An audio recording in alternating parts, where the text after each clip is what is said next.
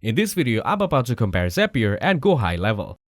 The pros of Zapier include its extensive integrations with thousands of apps like Slack and Google Sheets, making it ideal for automating diverse workflows.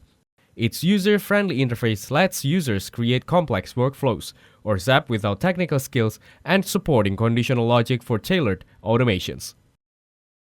The cons of Zapier are that advanced features can be costly, and new users may find it complex.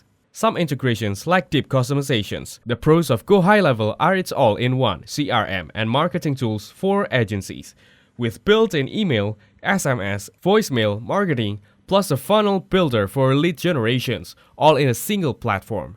The cons of GoHighLevel are its limited integrations compared to Zapier and steeper learning curve. It may be excessive for users needing only basic automations. Choosing between the two depends on your needs. Zapier is ideal for broad integrations, while GoHighLevel suits agencies needing comprehensive CRM and marketing tools. Thanks for watching. Don't forget to like and subscribe.